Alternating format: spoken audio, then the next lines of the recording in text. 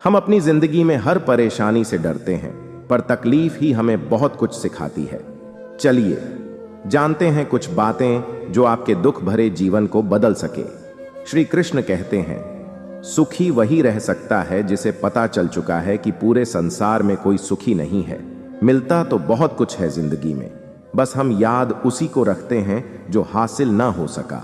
भरोसा करें, ईश्वर के फैसले हमारी चाहतों और ख्वाहिशों से बेहतर होते हैं। एक आदमी ने एक बुजुर्ग से पूछा, त्योहार मनाने का सबसे अच्छा दिन कौन सा है? बुजुर्ग ने प्रेम से कहा, मृत्यु से एक दिन पहले। आदमी बोला, मौत का तो कोई वक्त नहीं होता। तो बुजुर्ग ने हंसते हुए कहा, जीवन का हर दिन आखिरी समझो और जीने का आनंद लो। आपकी आस्था की कड़ी परीक्षा तब होती है जब आप जो चाहे वह आपको ना मिले, फिर भी आपके दिल से ईश्वर के लिए धन्यवाद निकले। हौसला मत हारो, अगर दर्द यहां मिलता है तो दवा भी यहीं मिलेगी। भूख सारी मर्यादाएं तोड़ देती हैं और पैसा सारे इंसानियत भूल जाता है। किन रिश्तों का मैं अभियान करूं जो श्मशान में पहुंचकर सभी टूट जाएंगे? किस धन का मैं अहंकार करूं जो अंत में मेरे प्राणों को ही नहीं बचा पाएगा? किस शरीर का मैं घमंड करूं जो अंत में मेरी आत्मा का बोझ भी नहीं उठा पाएगा? रिश्ते बर्फ के गोले के समान होते हैं। आप बना तो आसानी से सकते हैं, लेकिन बनाए रखना बहुत मुश्किल होता है। इस दुनिया की सबसे महंगी चीज एहसास है, जो दुनिया के हर इंसान के पास नहीं होता है। कितना भी पकड़ लो, फिसलता हर हाल में है। यह वक्त बदलता जरूर है। अगर आप अपने आप में विश्वास करते हैं तो आप जो चाहे कर सकते हैं। किसी भी समस्या का समाधान इस बात पर निर्भर करता है कि आपका सलाहकार कौन है। कभी खुशी की आशा, कभी गम की निराशा, कभी खुशियों की धूप, कभी हकीकत की छाया, कभी कुछ खोकर कुछ पाने की आशा। शायद यही जिंदगी की सही परिभाषा है।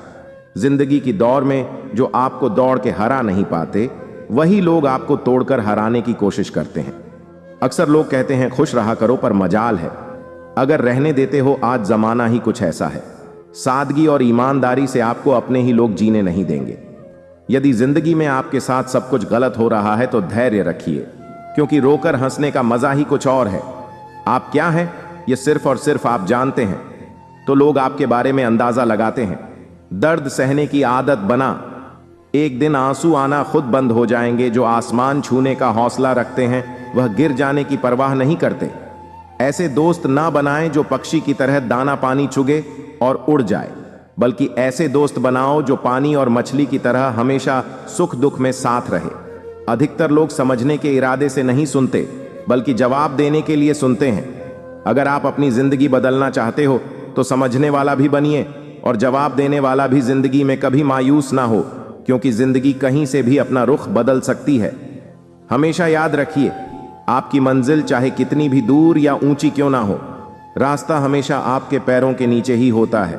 जब आपका दोस्त तरक्की करें तो गर्व से कहो वह आपका दोस्त है। जब आपका दोस्त मुसीबत में हो, गर्व से कहो मैं उसका दोस्त हूं। कमजोर लोग बदला लेते हैं, ताकतवर लोग भूल जाते हैं और समझदार लोग माफ कर देते हैं। अच्छे चेहरे का असर कुछ समय का होता है, लेकिन अच्छी सोच और सुंदर मन का असर पूरी जिंदगी रहता है। इन 5 बातों को हमेशा याद रखिए। मां के सिवा कोई वफादार नहीं हो सकता। दूसरा, गरीब का कोई दोस्त नहीं हो सकता। तीसरा, इज्जत सिर्फ पैसों की है, इंसान की नहीं। चौथ, आज भी लोग अच्छी सोच को नहीं, अच्छी सूरत को पसंद करते हैं। पांचवा, जिसको आप अपना खास समझते हैं, सिर्फ वही सबसे ज्यादा दुख दर्द देता है। अगर अपनों के पास रहना है तो शांत रहना सीखो। अगर अपनों के दिल में रहना है तो कोई बात दिल पर लेना छोड़ दो गुरु, कभी ना करना। बस इतना झुक के रहना कि हर दिल आपको आशीर्वाद देने के लिए मजबूर हो जाए। आपको जो मिला है आपके भाग्य से ज्यादा मिला है। अगर आपके पैरों में चप्पल नहीं है तो अफसोस बिल्कुल भी ना करें, क्योंकि आपने कुछ लोग तो ऐसे भी देखे होंगे जिनके पास पांव ही नहीं है।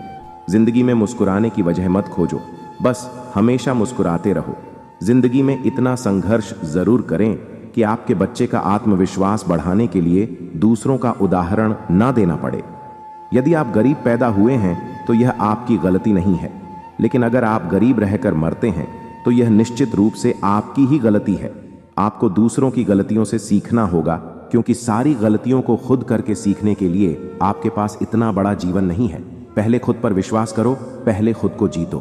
तब यह दुनिया तुम्हारे पैरों के नीचे होगी।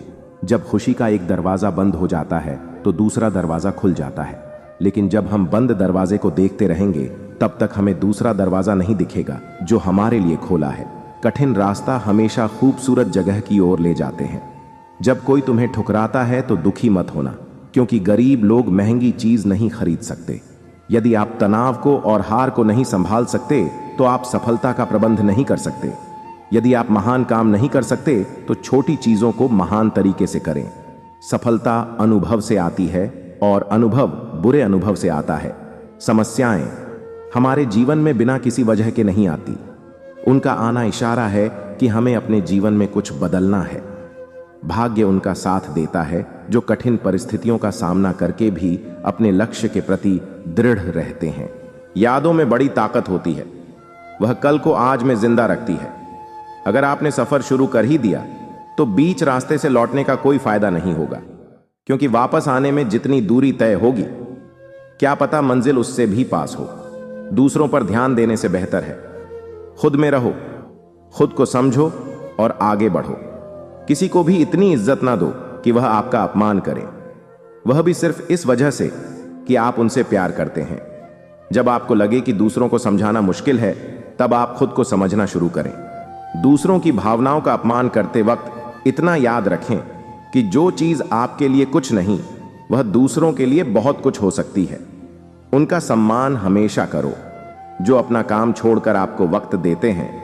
खुद को इतना बेहतर बनाओ कि जो लोग आपका अपमान करते थे वह लोग आपका सम्मान करने के लिए मजबूर हो जाए। दुनिया को जानने से बेहतर है खुद को जानिए। जब आप खुद को जानना शुरू कर दोगे, दुनिया आपको मानना शुरू कर देगी। एक समय की बात है, एक भिखारी किसी स्टेशन पर पेंसिल से भरा कटोरा लेकर बैठा हुआ था। एक युवा व्यवसाय उधर से गुजरा। उसने कटोरे में 50 रुपए डाल दिए, लेकिन उसने कोई पेंसिल नहीं ली। उसके बाद वह ट्रेन में बैठ गया। डिब्बे का दरवाजा बंद होने ही वाला था कि अधिकारी ट्रेन से उतरकर भिखारी के पास लौट और कुछ पेंसिल उठाकर बोला, मैं कुछ पेंसिल लूंगा, इन पेंसिल की कीमत है। आखिरकार तुम एक व्यापारी हो और मैं भी। उसके बाद वह युवा तेजी से ट्रेन में चढ़ गया। कुछ वर्षों बाद वह व्यवसायी एक पार्टी में गया। वह भिखारी भी वहां मौजूद था। भिखारी ने उस व्यवसायी को देखते ही पहचान लिया। उसने उसके पास जाकर बोला, आप शायद मुझे नहीं पहचान रहे, लेकिन मैं आपको पहचानता हूं। उसके बाद उसने उसके साथ घटी उस घटना का जिक्र किया। व्यवसायी ने कहा, तुम्हारी याद दिलाने पर मुझे याद आ रहा है कि तुम भीख मांग रहे थे, लेकिन तुम यहां सूट और टाई में क्या कर रहे हो? बेकरी ने जवाब दिया, आपको शायद मालूम नहीं कि आपने मेरे लिए उसे दिन क्या किया। मुझ पर दया करने की बजाय मेरे साथ सम्मान के साथ पेश आए। अपने कटोरा से पेंसिल उठाकर कहा, उनकी कीमत है। आखिरकार तुम भी एक व्यापारी हो और मैं भी। आपके जाने के बाद मैं बहुत सोचा, मैं यहाँ क्या कर रहा हूँ, मैं भीख क्यों मांग रहा हूँ। मैंने अपनी जिंदगी को संवारने के लिए कुछ अच्छा काम करने का फैसला किया। मैंने अपना थैला उठाया और घूम घूम कर पेंसिल बेचने लगा। फिर धीरे धीरे मेरा व्यापार बढ़ता गया। मैं कॉपी किताब एवं अन्य चीज भी बेचने लगा और आज पूरे शहर में इन चीजों का सबसे बड़ा थोक विक्रेता हूं। मुझे मेरा सम्मान लौटाने के लिए मैं आपका तहे दिल से धन्यवाद देता हूं, क्योंकि उस घटना ने आज मेरा जीवन ही बदल दिया। दोस्तों, दूसरे लोग हमारे बारे में क्या सोचते हैं, यह बातें उतना मायने नहीं रखती, या कहे तो कुछ भी मायने नहीं रखती। लेकिन आप अपने बारे में क्या राय जाहिर करते हैं, क्या सोचते हैं, यह बात बहुत ही ज्यादा मायने रखती है। लेकिन एक बात तय कि हम अपने बारे में जो भी सोचते हैं उसका एहसास जाने अनजाने में दूसरों को भी करा देते हैं, और इसमें कोई भी शक नहीं है। इसी कारण की वजह से दूसरे लोग भी हमारे साथ उसी ढंग से पेश आते हैं। याद रखें कि आत्मसम्मान की वजह से हमारे अंदर प्रेरणा पैदा होती है, या कहें तो हम आत्म प्रेरित होते हैं।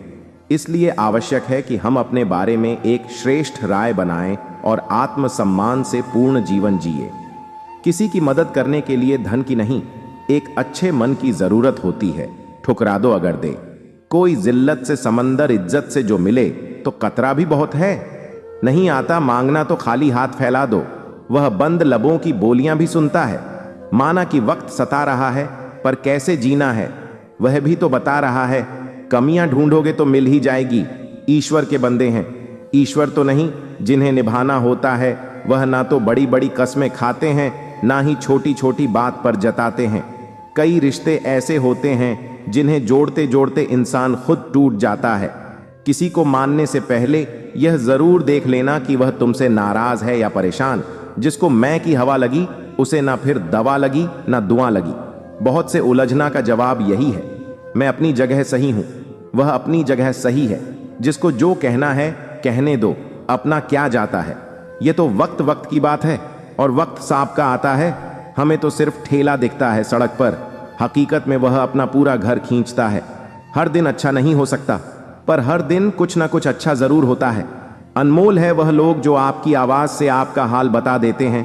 इतना बेहतर न खोजो कि बेहतरीन को खो दो। सुख के साथी और होते हैं, दुख के साथी और होते हैं, और सुख दुख के साथी और होते हैं। बात तो किरदार की है, वरना कद में तो साया भी बड़ा होता है। जो जाहिर करना पड़े वह दर्द कैसा, और जो दर्द ना समझ सके वह हमदर्द कैसा। बेशक हंसना अच्छी बात है, मगर दूसरों पर नहीं। जिंदगी का सबसे बड़ा थप्पड़ भरोसा मारता है। गुनाह करके चुपोगे, कहां यह जमीन और आसमान सब उसी का है। मेरे हालात तो एक दिन सुधर जाएंगे, लेकिन बहुत से लोग मेरे दिल से उतर जाएंगे। जहां प्यार होता है वहां नाराजगी होती है। नफरत नहीं सुना है, जो देर से मिलता है वह बहुत दूर तक चलता है। अच्छा नहीं होता, बहुत ज्यादा अच्छा होना भी। सत्य की नाव डगमती जरूर है, पर डूबती नहीं है। आप खुश हैं, यह बहुत अच्छी बात है, पर आपकी वजह से कोई खुश हो, यह सबसे अच्छी बात है। घर पहुंचकर फोन कर देना, यह कहने वालों को कभी ना खोना। हैरान करके लोग मुझे खुश होते हैं, और मैं खुश होकर लोगों को हैरान करता हूं।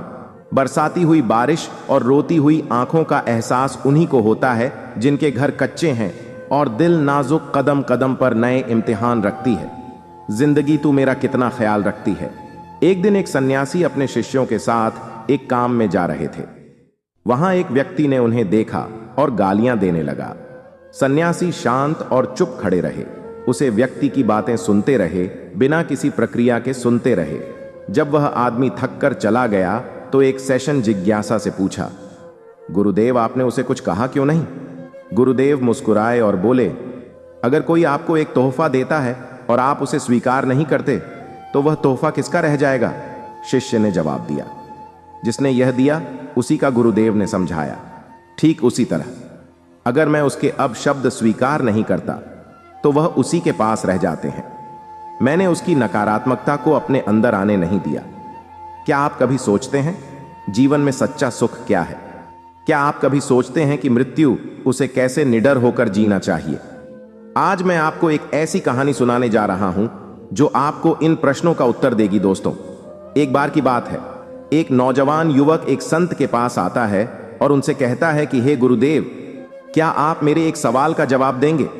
संत ने मुस्कुराते हुए कहा, पूछो, क्या पूछना है? इसके बाद उसे युवक ने कहा कि मेरी उम्र अभी बहुत ज्यादा नहीं है, लेकिन मैं बहुत परेशान रहता हूं, बहुत दुखी रहता हूं। मैं आपसे यह जानना चाहता हूं कि मेरे जीवन में अभी से इतना दुख क्यों है? मेरी जिंदगी तो अभी बहुत बाकी है। क्या मेरे जीवन में दुख बढ़ते ही रहेंगे? क्या इन दुखों से छुटकारा पाने का कोई रास्ता नहीं है? यह सुनकर संत कहते हैं कि कहां है तुम्हारे दुख? मुझे तो दिखाई नहीं दे रहे। यह सुनकर वह युवक कहता है कि गुरुदेव, दुख तो मेरे अंदर है, मेरे भीतर वह आपको कैसे दिखाई देंगे? यह सुनकर गुरुदेव उस व्यक्ति से पूछते हैं कि क्या तुम्हें अपने दुख दिखाई देते हैं? वह युवक कहता है कि हां गुरुदेव, मैं अपने दुखों को भली भांति देख पा रहा हूं। तब संत ने पूछा कि दुखों का मूल क्या है? संत में और उसे युवक में चर्चा चल ही रही होती है कि तभी एक शिष्य दौड़कर वहां पर आता है और गुरुदेव के कान पर कहता है। इसके बाद संत उस व्यक्ति से कहते हैं कि चलो, आज मैं तुम्हें जीवन का सत्य दिखाने के लिए एक जगह पर लेकर चलता हूं। वहां पर तुम्हें कुछ भी नहीं बोलना है, चुपचाप सारी बातें सुनते रहना है। इसके बाद तुम्हें अपने सारे प्रश्नों के उत्तर खुद ही मिल जाएंगे। यह कहकर वही वक्त संत के पीछे पीछे चलने लगता है। कुछ दूर चलने के बाद संत एक घर में प्रवेश करते हैं।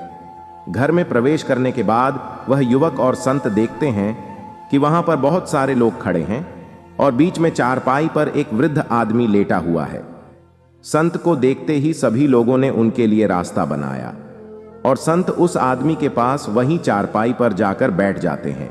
वहीं युवक भी पास में ही बैठ जाता है। इसके बाद वृद्ध आदमी जो चारपाई पर लेटा हुआ था वह कहना शुरू करता है कि है महात्मा, मैं नहीं जानता कि मेरे जीवन में कितनी सांस और बची है। पता नहीं किसी वक्त मुझे भगवान के घर से बुलावा आ जाए। मैं मरने से पहले अपने कुछ सवालों के जवाब आपसे जानना चाहता हूं। मुझे पता है कि उन सवालों के जवाब आप ही मुझे दे सकते हैं, इसीलिए मैंने आपको यहां पर बुलवाया है। उस वृद्ध आदमी ने कहना शुरू किया कि हे गुरुदेव, अपने आखिरी वक्त में मुझे अपने बचपन के दिन बहुत याद आ रहे हैं। मैं अपने बचपन के दोनों को याद करता हूं तो सोचता हूं कि वह भी क्या दिन थे। ना कुछ पाने की फिक्र, ना कुछ खोने का गम। मुझे लगता है कि कितनी आजादी थी उस समय। मेरा मन कितना खुला हुआ था। मन में कुछ भी पाने की इच्छा नहीं थी। जिस भी खेल में लग जाते थे, इस खेल में पूरे दिन लगे रहते थे। लेकिन कुछ समय बाद जैसे जैसे मैं बड़ा होने लगा, वैसे वैसे लोग मुझे जिंदगी के दौड़ में आगे निकलने के लिए कहने लगे। मेरे पिता अक्सर मुझसे कहा करते थे कि तुम पढ़ाई में अपने भाई जैसे क्यों नहीं हो, तुम दूसरे लोगों से पीछे क्यों रहते हो। यह सब सुनकर मेरा मन बहुत बेचैन रहने लगा। लोग मुझे बहुत ताने मारते थे, क्योंकि ना तो मैं खेल में अच्छा था और ना ही पढ़ाई में अच्छा था। सब लोग मुझे किसी और की तरह बनने के लिए कहते थे और उन तानों से तंग आकर मैंने जीवन में कुछ हासिल करने का निश्चय भी किया। मैंने अपने आप से वादा किया कि मैं भी अपने भाई की तरह कामयाब इंसान बनूंगा और इसके लिए मैं दिन रात मेहनत करने में लग गया। शुरुआत में बहुत मुश्किल था, बहुत निराशा हाथ लगी, लेकिन मैं हार नहीं माना। मैंने खुद अपना व्यापार खड़ा कर लिया। उसके बाद मुझे कुछ पाने का एहसास हुआ। मुझे बहुत खुशी हुई, क्योंकि जो लोग मुझे ताने देते थे वही लोग अब मेरे आगे पीछे घूमने लगे थे। कुछ वक्त बाद एक रईस बेटी के साथ मेरी शादी हो गई और उसके बाद मुझे लग रहा था जैसे मेरा जीवन स्वर्ग बन गया हो। कुछ साल बाद मुझे 2 बेटे प्राप्त हुए। दोनों ही बहुत सुंदर थे। अब मेरा मन मेरे बच्चों के लिए कुछ करने को उत्सुक हो गया। मैं और भी ज्यादा धन कमाने में लग गया। जल्द ही मैं अपने नगर का सबसे बड़ा व्यापारी बन गया। सब कुछ अच्छा चल रहा था, लेकिन अनहोनों को कौन टाल सकता है। एक दिन अचानक मेरी पत्नी मुझे हमेशा के लिए छोड़कर चली गई। इससे मुझे बहुत गहरा सदमा पहुंचा। मैं कई दिनों तक अपने घर से बाहर नहीं निकला। मेरे बेटे मुझे हिम्मत देते रहे कि पिताजी, मां तो नहीं रही और जो हो चुका वह वापस नहीं आ सकता, लेकिन हम दोनों भाई आपका हमेशा साथ देंगे, आपकी हमेशा सेवा करेंगे। आपको किसी बात की चिंता करने की आवश्यकता नहीं है। और धीरे धीरे मैं भी अपने मन को समझा लिया कि अब तो मुझे अपनी प्रिय पत्नी के बिना ही जीना पड़ेगा। इसीलिए मैंने अपना मन अपने बेटों के साथ जोड़ लिया।